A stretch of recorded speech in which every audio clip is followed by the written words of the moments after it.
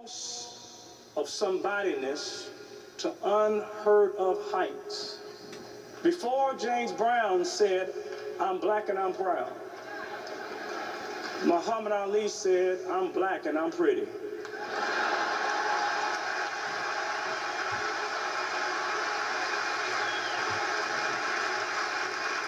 Black and pretty was an oxymoron. Blacks did not say pretty. The first black millionaire in this country was not Oprah, but it was Madam C.J. Walker, who made products in order to help black people escape their Africanity. But Muhammad Ali said, "I'm proud, I'm pretty, I'm glad of who I am." And when he said that, that infused in Africans a sense of somebodyness. To extrapolate Muhammad Ali from the times in which he lives is what's called historic presentism.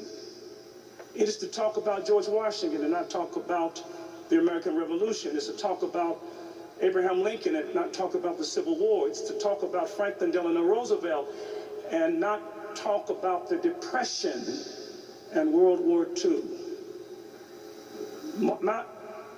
Our brother Muhammad Ali was a product of a difficult time, and he dared to love black people at a time when black people had a problem loving themselves. He dared to affirm the beauty of blackness. He dared to affirm the power and the capacity of African Americans. He dared to love America's most unloved race. And he loved us all. And we loved him because we knew he loved us. He loved us all.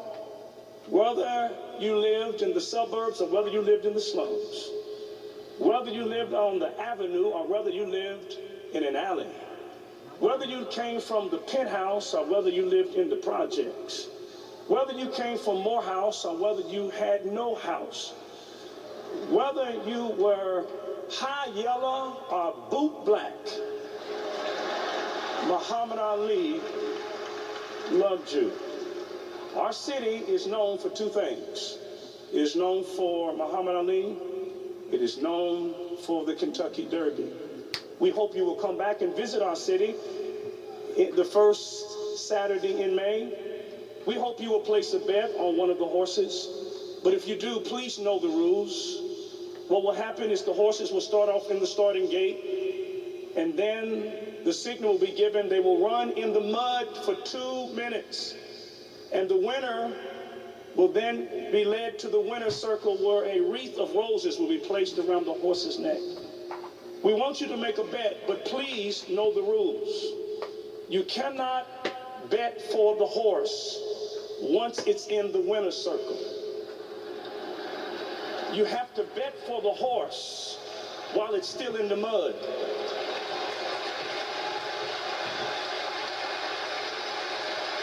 And there are a lot of people who will bet and have bet on Muhammad Ali when he was in the winner's circle. But the masses bet on him while he was still in the mud.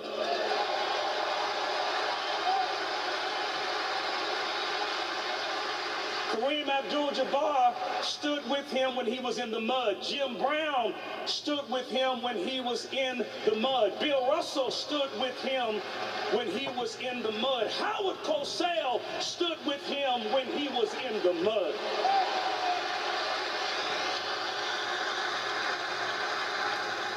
Now, please don't mishear me.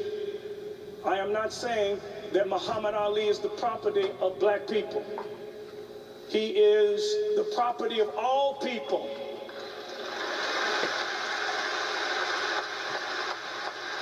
But while he is the property of all people, let us never forget that he is the product of black people in their struggle to be free.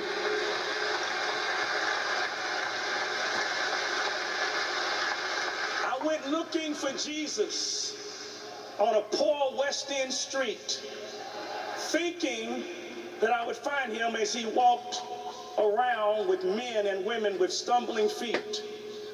People who had their heads bowed low because they were broke and had nowhere to go. But then I went looking for Jesus way in the sky, thinking he would wear a robe that would dazzle my eye. When suddenly Jesus came walking by with stumbling feet because he'd been hanging with the poor on a West End street.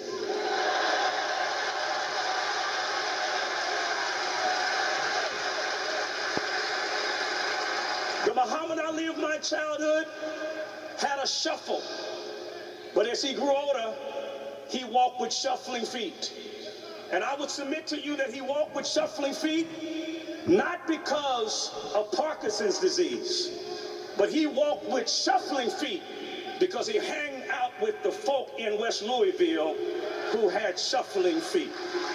Peace and God bless you.